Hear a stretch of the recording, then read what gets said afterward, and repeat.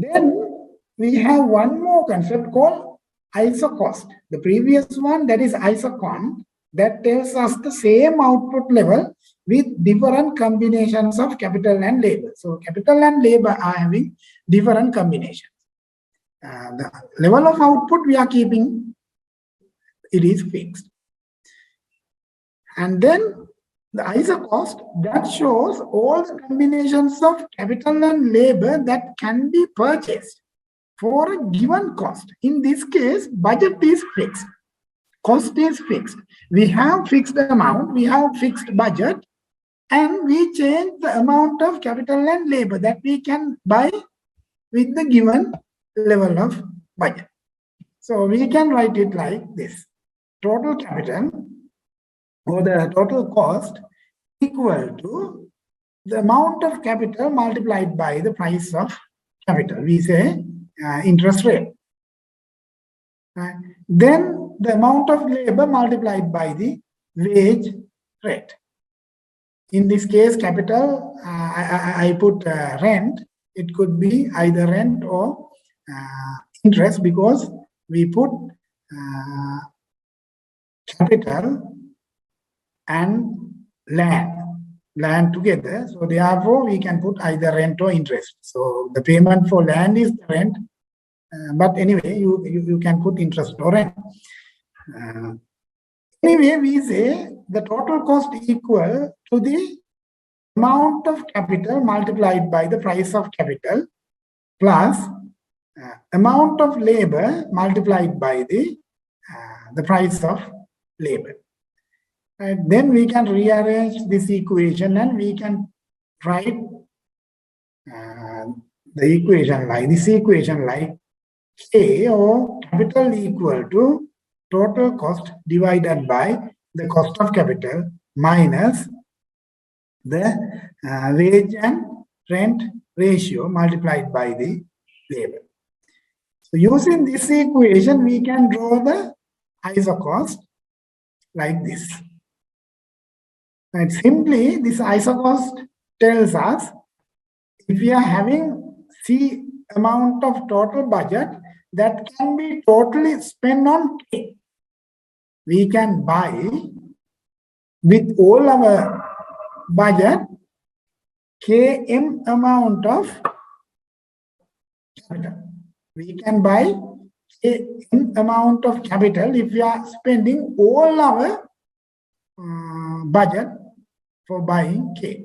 Or if we spend all our budget with labor, we can get Lm amount of labor. So either we can buy Km amount of capital or Lm amount of labor. Or we can buy anything in between this amount of capital and labor. Like we can buy this much of capital and this much of labor. This much of capital and let's say K2 and L2. Likewise, we can have different combinations of capital and labor with the given budget, but budget will be fixed. Let's say this is 1,000 rupees. So 1,000 rupees is given. By spending 1,000 rupees in between capital and labor, we can spend that. So given the same budget line. So we call this as the budget line. So isocost or budget line. So we are interested in this isoquant and isocost because in the long run, when we are going to get the optimum level of labor and capital employment, in this case, we are having both capital and labor. Therefore, in the optimum output level, we should have a certain amount of capital and labor. So using this isoquant and isocost, we can get the level of capital and labor that we are going to employ such that we will maximize our profit. Right?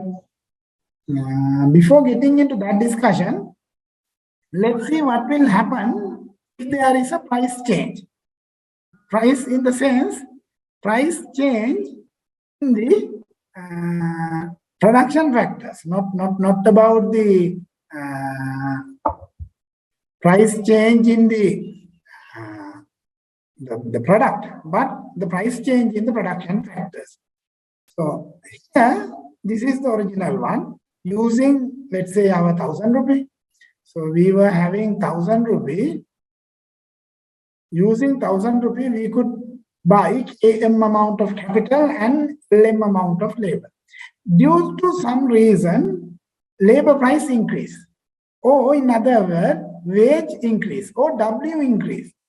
When W increase, we knew in the previous analysis what happened, the amount of labor that will demand will decrease, or the total amount of labor that we can buy using the 1,000 rupee will be decreased.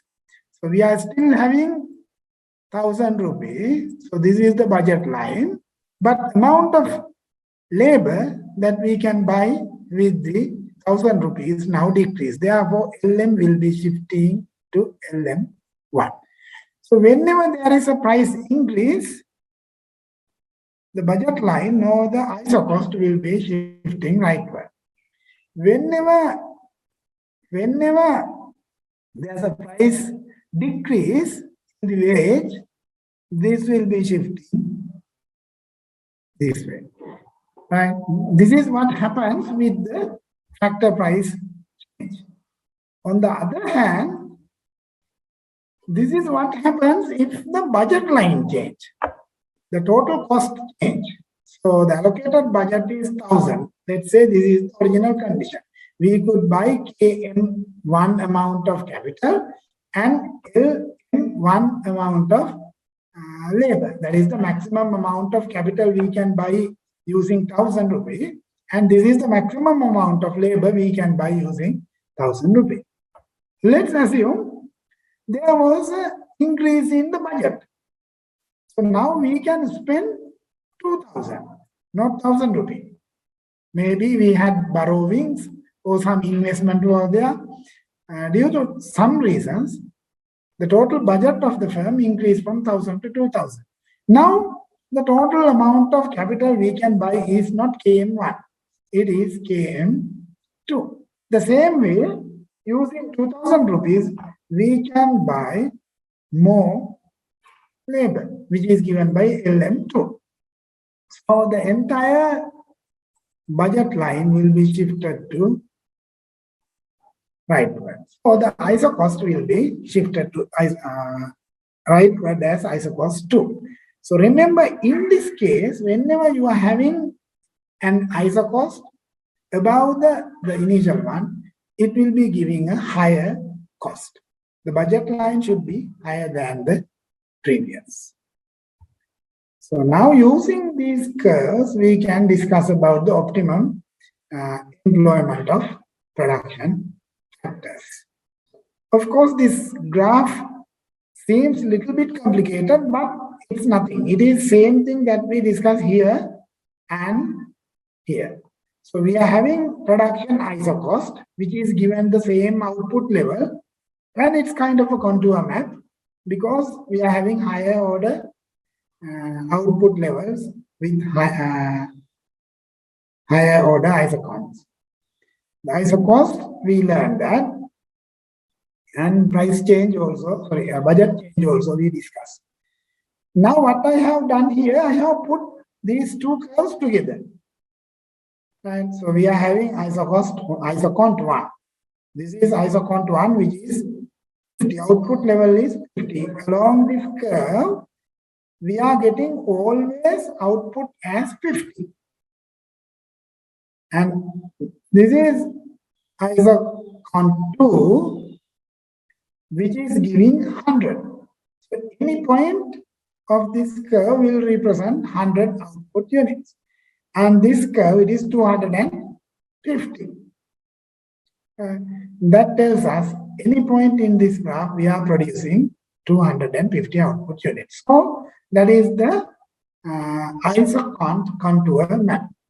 On the other hand, we are having budget lines. This is the first one. As I just mentioned, there is 1,000. And we can have different combinations of capital and labor given this budget line. And then this is the second budget line, which is 2,000 and which is higher than the previous one. So budget line is higher here. Total expenditure for achieving this 250 is higher than the total cost of achieving this 1,000. Right? So that is what I have done, though it seems like complicated. It is nothing. It is the two previous curves that we learned. Now, let's see how to determine the optimum employment of factors. How we are going to determine on the employment of the factors. What is the optimum? That can be done in two ways. As I told you previously, we can either minimize the cost, and we can minimize the cost given output level, or we can maximize the output given budget line. So let's start with the first one. Our objective is to minimize the cost. What we want to do, we want to minimize the cost given output level. Let's say my objective is to get 100 units as the output level. So my objective is to achieve 100 units as my output level. If so, what we need to do, we can have certain places, different combinations of capital and labor. The first one here, we can mix K6 and L2. If we are mixing K6 amount of capital and L2 amount of labor, we will be getting 100 units of output. Or we can have K3 amount of capital and L3 amount of labor. And we are getting still 100. Or we can mix K2 and L6.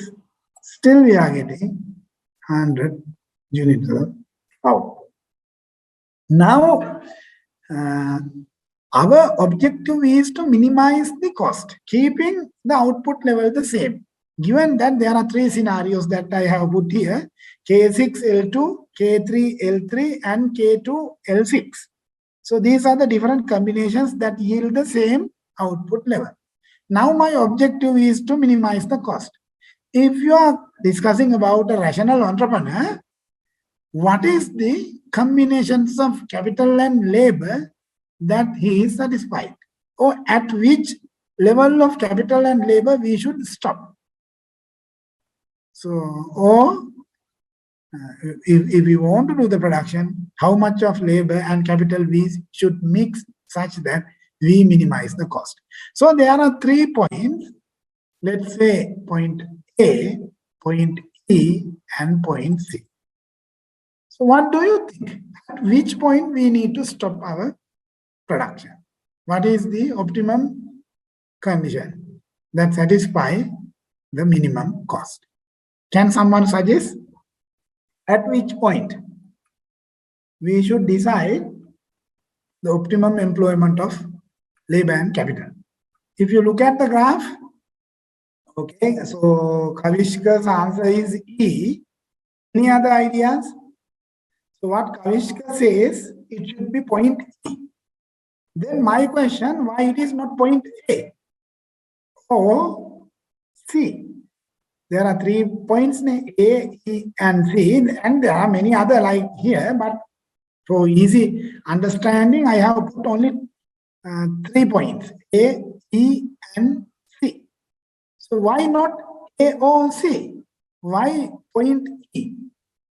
Kavishka is correct in this sense. It is point E because, yes, Exactly. So the correct answer is that is we can get the same level of output. You see, now I said this curve will have the same level of output, which is given as 100.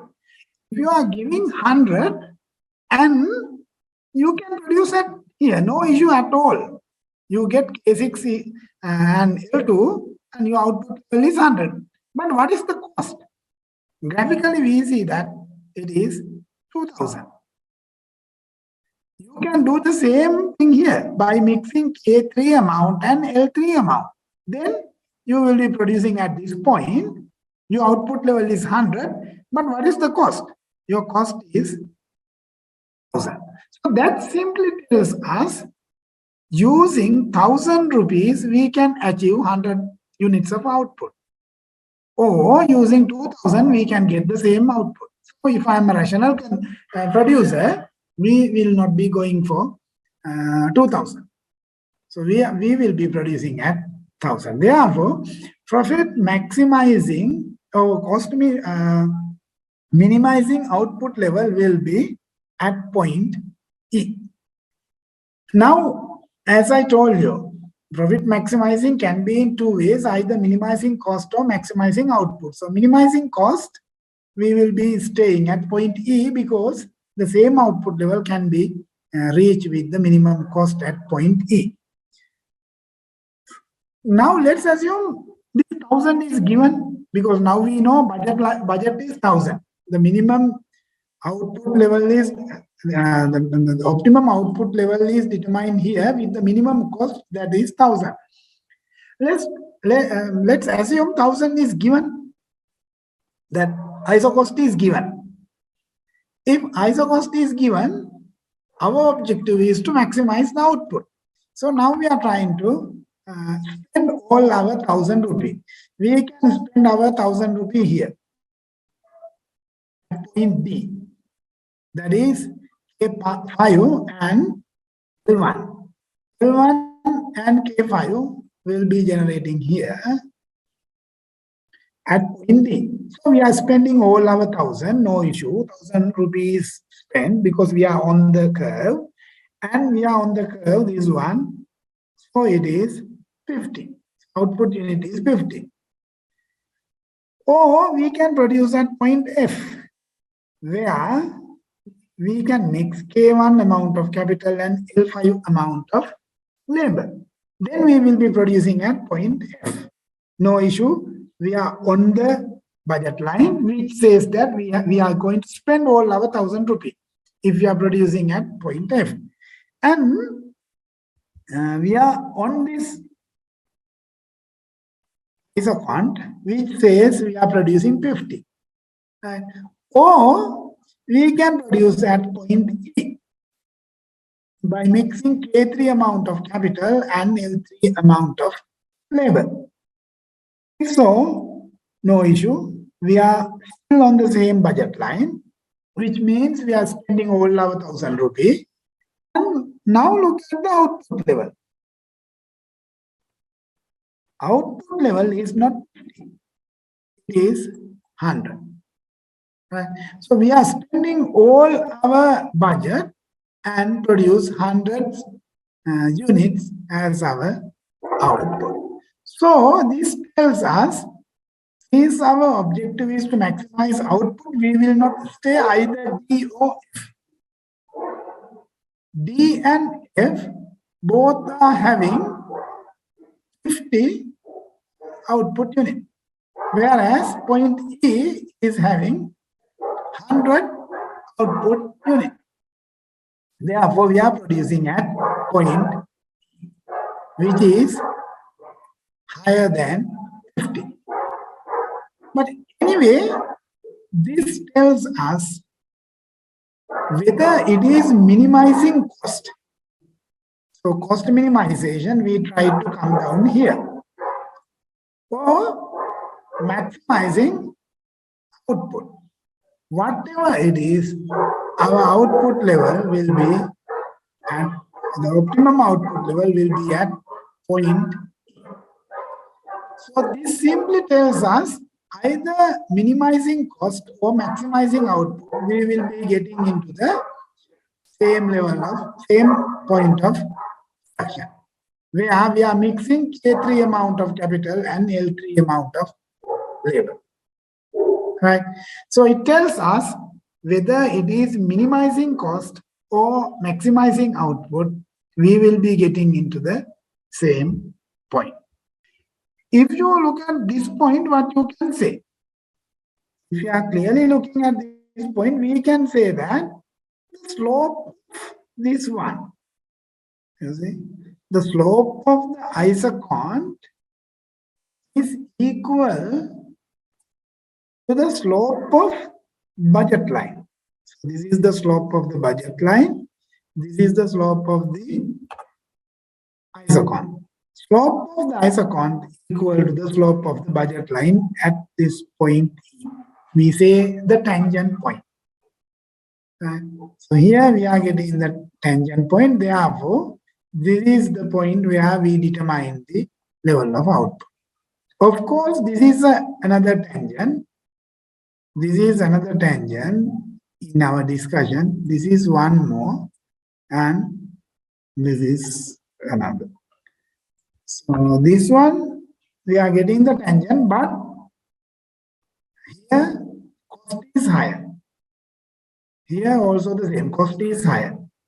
Here output is less and output is less. Therefore, we determine the optimum output level we will be having at this place. At that point, we are having slope of isoquant equal to slope of the budget line. So slope of the isoquant we learned, that is MRTS. Therefore, MRTS will be equal to the slope of this one is W by R. You can see here, we did that previously. Here. This is the slope of the budget line, W by R.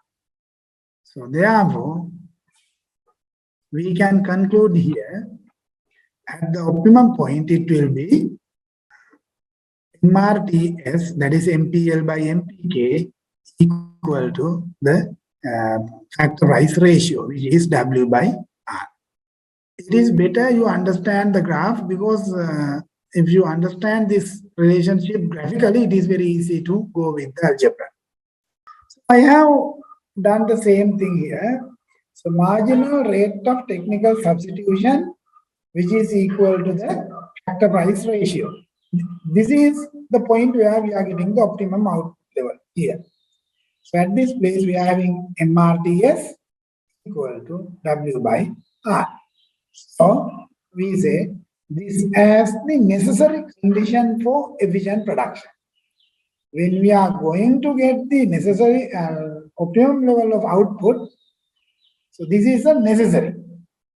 That is the necessary condition for efficient production, which is MRTS equal to W by R. We can simply say MRTS equal to MPL by MPK.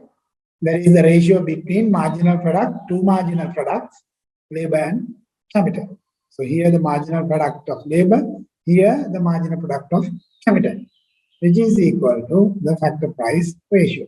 If you want, you can rearrange the equation again. That is MPL by W. So we are weighting the marginal product of labor with the factor price of labor, that is wage. And MPK will be weighted using the rent or the interest rate. And using this information, we can do a little bit of calculations with algebra and understand the concept again a bit more. That is, in the short run, when we had only one production factor, we learned that MRPL equal to W. We have already discussed this one. Marginal revenue product of labor, that is MPL multiplied by price, equal to the wage rate at the optimum level of output. So we determine our labor employment based on that criteria. The same way you can put capital. In the short run, labor will be fixed, but we change the capital. If you are changing the capital, if you do the solutions, then you will be getting marginal revenue product of capital equal to R. Now, MRPL, we know that is P into MPL. MRPK, we know that is P into MPK. So, the relevant marginal product multiplied by the price of the good. Then, let's say this is replaced with MRPL. MRPL equal to price multiplied by MPL, which is equal to W at the optimum output level. On the other hand, P into MPK equal to rent, which is denoted as equation 2. Now we divide equation 1 by 2. If we divide equation 1 by 2, we will be getting MPL by MPK. MPL by MPK equal to W by R. Here we are getting W by R, here we are getting MPL by MPK, and these two will be cut off. So again, this tells us MPL by MPK equal to W by R, which is MPL by MPK equal to MRTS. If it is the case, MRTS equal to W by R. So remember, in the long run production functions, when we want to maximize profit and determine the optimum employment of labor and capital, we will be doing that at the point where MRTS equal to W by R. So I have done a calculation here. Production function is given as Q equal to 40L minus L power to 2 plus 54K minus 1.5K power to 2. And now, is this a short run or a long run production function? Of course, this is not a Cobb-Douglas type of a production function. We call this as a non-linear. Is this a short run or long run production function? Simply we can say this is long run because we assume that output is a function of capital and labor. So we are having only two production factors. In this case, we are having both the two variables as variable inputs. So L and K both are there. Therefore, this will be the long run production function. And W is given as 10, R is given as 15. If W given 10, R 15, and this is the production function, calculate the optimum labor rate. Calculate the optimum labor rate, and if K is given as 8 as well as 12, find the optimum combinations of capital and labor. How we can do that? Let's take the case with optimum labor rate, how to determine the optimum labor rate. For that, what we can do, like in the previous case, first we need MPL, because MRTS equal to MPL by MPK, which should be equal to W by R. W and R are given. Already we know W and R. So easily we can do. Now what we need MPL and MPK. Like we did previously, it is better now. We have two exercises now. MPL equal to dQ by dL. If you use dQ by dL, it is very simple. MPL will be 40 minus 2L. Because there is no any L terms here, this will be 0. Here there is no any L terms, therefore it will be 0. So only worry is this one, 40L minus L square. So then this will be 40 minus 2L. Therefore, MPL will be 40 minus 2L. The same way, MPK will be dQ by dK, which is 54 minus 3K, this part. This will be 0, this will be 0, and these two are having k terms. Therefore, when we solve this, it will be 54 minus 3k. Then we know how to get the MRTS because that is MPL by MPK. So here I have taken MPL by MPK, which is equal to W by R. W equal to 10 and R equal to 15.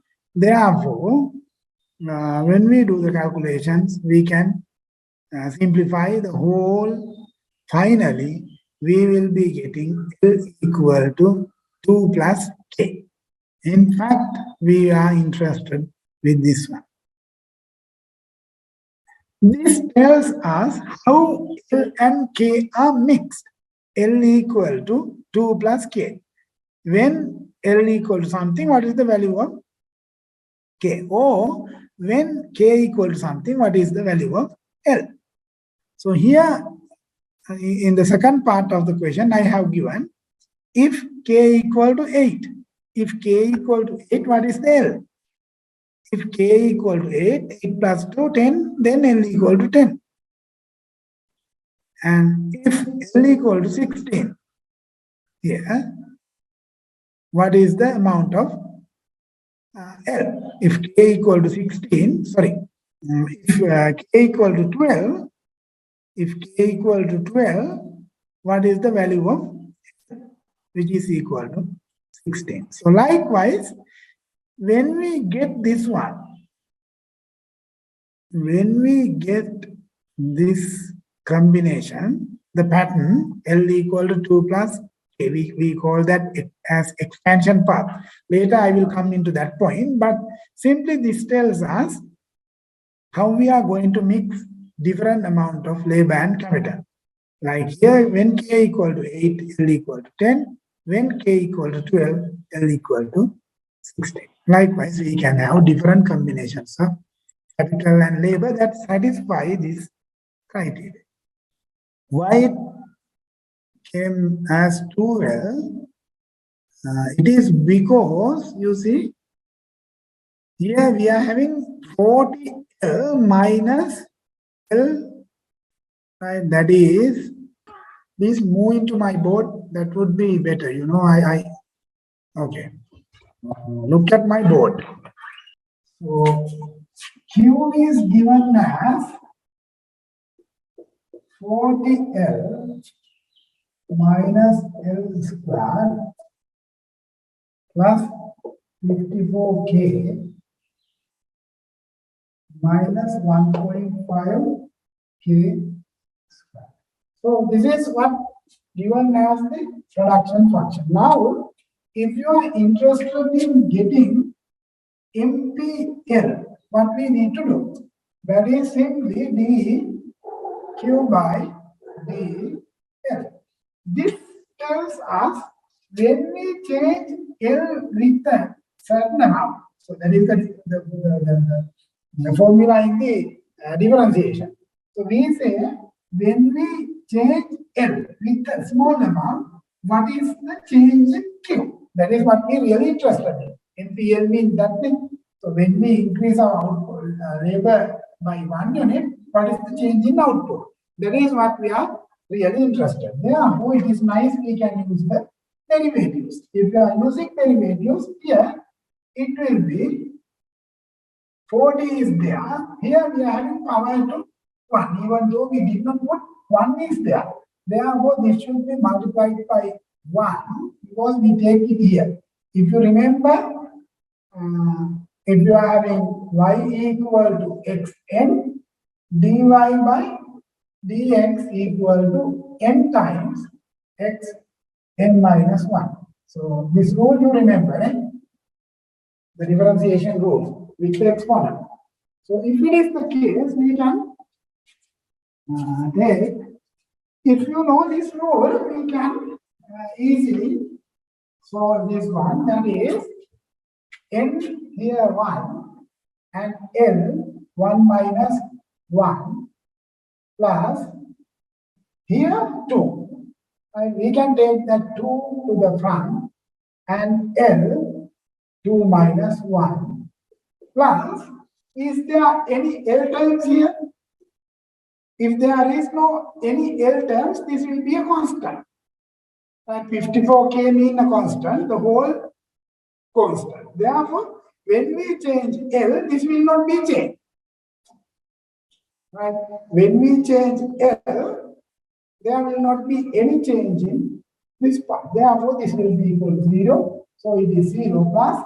There is no any L terms here. This also will not be changed while we are changing L. Therefore, this will be 0.